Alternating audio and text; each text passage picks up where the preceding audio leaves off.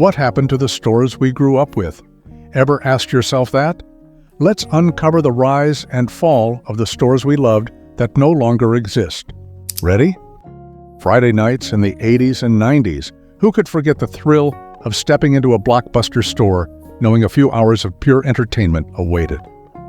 Founded in 1985, Blockbuster quickly became the icon of home movie nights, with stores in nearly every neighborhood across the United States and several other countries. For millions of people, a trip to Blockbuster was a ritual. Walking through those glass doors, you were greeted by walls in vibrant blue and yellow, filled with the most anticipated new releases. Each aisle felt like a sea of possibilities. From classic horror and timeless comedies to blockbuster hits, the variety seemed endless. How many times did we spend more time choosing the movie than actually watching it? And the excitement of finding the last copy of a popular release before anyone else? That feeling is unforgettable. But Blockbuster wasn't just about movies. Gamers also had their haven, with shelves full of video games that could turn a weekend into an extraordinary adventure. Over time, though, technology reshaped the landscape. The arrival of streaming services like Netflix and the ease of downloading movies online reduced the demand for DVDs and VHS tapes. Even so, Blockbuster held on for a while, trying to adapt. But by 2010, after a long struggle, the company filed for bankruptcy and closed most of its stores. For fans looking to relive a piece of this golden era, there is still one last store in Bend, Oregon, a true time capsule, definitely worth a visit. While Blockbuster may be a thing of the past, the memories of nights filled with rented movies remain alive in the hearts of many. Share your memories in the comments and celebrate this era with us. KB Toys was a hidden treasure in malls. Founded in 1922, the store started as a small toy distributor and quickly grew into one of the largest toy store chains in the United States. If you grew up in the 80s or 90s, you probably remember the excitement of finding a KB Toys in a mall, with its shelves packed with toys that could make any child jump with joy. This store had a special charm. Unlike big toy stores like Toys R Us, KB Toys was usually smaller, but that didn't take away from the thrill of exploring. In fact, the compact size of the stores made every inch count, filled with the latest releases, from action figures and dolls to board games and the newest electronic gadgets. Another fun thing about this place was its promotions. It was common to find bins full of great deals, making the shopping experience even more exciting. Many adults today remember spending hours digging through those bins, searching for a bargain or that rare toy that was sold out everywhere else. In 2009, after several attempts to revive the brand, the company closed its last stores. For many, KB Toys was more than just a store. It was a piece of childhood that slowly disappeared over time. Do you have any special memories of visiting this store? Maybe you remember that annoying little dog with the squeaky bark they had. For the music lovers, Sam Goody was much more than just a store. It was a true temple for record and CD enthusiasts. Founded in 1951 by Sam Goody Gudowitz, this chain of stores became one of the largest music retailers in the United States, offering a vast selection of LPs, CDs, cassette tapes, and even entertainment-related products like band t-shirts and posters. Walking into a Sam Goody was like entering another world. The shelves were filled with records and CDs of every imaginable genre, from rock to jazz, pop to classical rap. There was something for every taste. The store was a meeting place for music fans, a spot where you could spend hours exploring new bands or searching for rare and imported editions of iconic albums. I can still hear the sound of flipping through all the CDs.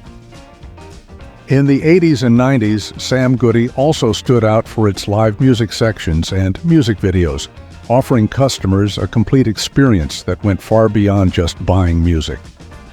For many teenagers and young adults of the time, a visit to Sam Goody was an essential part of the weekend routine.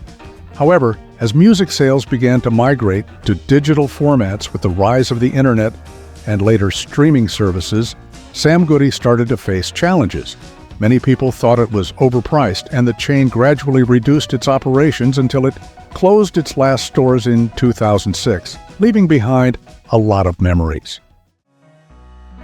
Service Merchandise was a store that did things a little differently. It offered a shopping experience that combined a showroom with the convenience of ordering from a catalog. The store was started in 1934 by Harry Zimmerman as a small jewelry shop, but it quickly grew to sell all kinds of things like appliances, electronics, furniture, and toys. What made Service Merchandise special was how it worked. Customers would walk around the showrooms, pick out the products they wanted, and fill out an order form. Instead of carrying big boxes around, the items were brought from the back of the store to you. This shop and pickup idea was really new for its time and attracted millions of customers over the years. It was like the Amazon of the 80s. Who could forget the excitement of waiting for your purchase to slide down on that conveyor belt from the mysterious back room?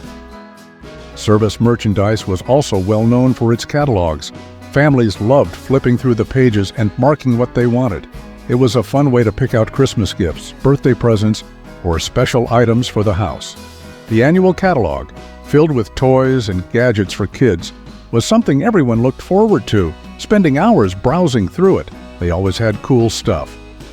In 2002, after struggling for years, the company closed its last stores, marking the end of an era. This store offered a special shopping experience that many people still remember fondly. Did you ever shop there or circle your favorite products in the catalogs? Walking into a Warner Brothers studio store was like diving into a fantasy world where your favorite characters came to life.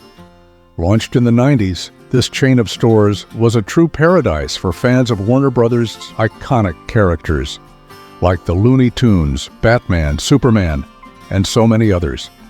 The stores were strategically located in major shopping centers and stood out with their vibrant and thematic decor. Each visit to a Warner Brothers studio store was a magical experience, especially for children. Right at the entrance, you were greeted by life-size statues of the most famous characters like Bugs Bunny, Daffy Duck, and even the superheroes of DC Comics. In addition to toys and clothing, the stores offered a wide range of exclusive products, including collectibles, home decor items, and even limited edition artworks that were a true delight for collectors. One of the most memorable attractions of the stores was the customization section, where customers could personalize t-shirts, caps, and other items with their favorite characters. Moreover, the store had a special charm during the holiday season, with themed decorations that made the atmosphere even more enchanting. Despite all the success and customer loyalty, the Warner Brothers studio store was affected by the merger of Time Warner with AOL in the early 2000s. As part of the company's strategic changes, the stores were closed in 2001. It was a sad farewell for all the fans who saw the stores as a haven of fun and nostalgia. Kmart was a true icon of American retail for many decades. Founded in 1962, Kmart became synonymous with department stores that offered a wide range of products at affordable prices, from clothing and toys to home goods and electronics. For many, a trip to this store was part of the weekly routine, and it played a central role in the lives of countless American families. What really set Kmart apart was the famous blue light special. When the blue light flashed in a section of the store, customers knew a flash sale was happening, sparking a rush to take advantage of the deals. This concept became so popular that the blue light special became part of American pop culture, mentioned in TV shows, movies, and even songs. Kmart was also known for its exclusive partnerships with designers and celebrities, offering fashion collections and products that couldn't be found anywhere else. These collaborations helped keep the store relevant during the 80s and 90s, attracting both younger audiences and families. However, over the years, Kmart began to face difficulties due to increasing competition from other large retail chains like Walmart and Target, as well as the rise of online shopping.